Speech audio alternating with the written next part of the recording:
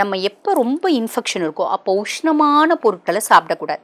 அப்போ கத்திரிக்காய், கருவாடு, கோழிக்கறி, மீன் வேண்டாம். நிறைய காரக்குழம்பு, புளிக்குழம்பு வேண்டாம். இந்த இஞ்சி, பூண்டு, பட்டை, லவங்கம் இது எல்லாத்துலையும் நிறைய நல்லது இருக்குங்க. ஆனால் அது ரொம்ப நல்லது இருக்குது அப்படின்னு சொல்லிட்டு டெய்லி நல்ல இஞ்சி, பூண்டு, பட்டை, லவங்கம் போட்டு இந்த மசாலா குழம்பு அப்படின்னு வைப்பாங்க பார்த்தீங்களா, அதை ஃப்ரீக்வெண்ட்டாக சாப்பிட்றது அப்படின்றது வேண்டாம்.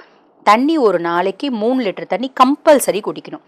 எள்ளெண்ணெய் தினம்தோறும் சாப்பாட்டுக்கு பயன்படுத்துறது அப்படின்றது வேண்டாம். எள்ளெண்ணெய் யாரும் எள்ளெண்ணெய் அப்படின்னு சொல்கிறதே இல்லை, நல்ல எண்ணெய் அப்படின்னு தான் சொல்லுவோம். ஏன்னா அதில் அந்த அளவுக்கு நல்ல மருத்துவ குணங்கள் அப்படின்றது இருக்க தான் செய்யுது. இருந்தாலும் இந்த மாதிரி காம்ப்ளிகேஷன்ஸ் இருக்கவங்க தினம்தோறும் எள்ளெண்ணெய் பயன்படுத்துறது வேண்டாம். அதே மாதிரி எள்ளு சட்னி, கொள்ளு பார்த்திங்கன்னா முளைக்கட்டி சுண்டல், இல்லை கொள்ளு தோசை, கொள்ளு சுண்டல், கொள்ளு குழம்பு, கொள்ளு ரசம் இதெல்லாம் சாப்பிட்றது வேண்டாம். என்னம்மா இப்படி சொல்கிறீங்க, கொள்ளுல எவ்வளோ நல்லது இருக்குன்னு சொல்லி நான் கேள்விப்பட்டிருக்கேன். உண்மைதான், இளைச்சவனுக்கு எள்ளு, கொழுத்தவனுக்கு கொள்ளு அப்படிம்பாங்க. ஆனால் எல்லா ஒரு இயற்கையிலையும் நல்லதும் இருக்குது, இவ்வளோண்டு கெட்டதோ இருக்குங்க. உங்களுக்கு அது ஒத்துக்காது, அதனால் வேண்டாம். பொதுவாகவே பாருங்கள், யார் கொள்ளை சாப்பிட்றதா இருந்தாலும், கொள்ளை சாப்பிட்றதுக்குனே ஒரு மெத்தடாலஜி இருக்குது.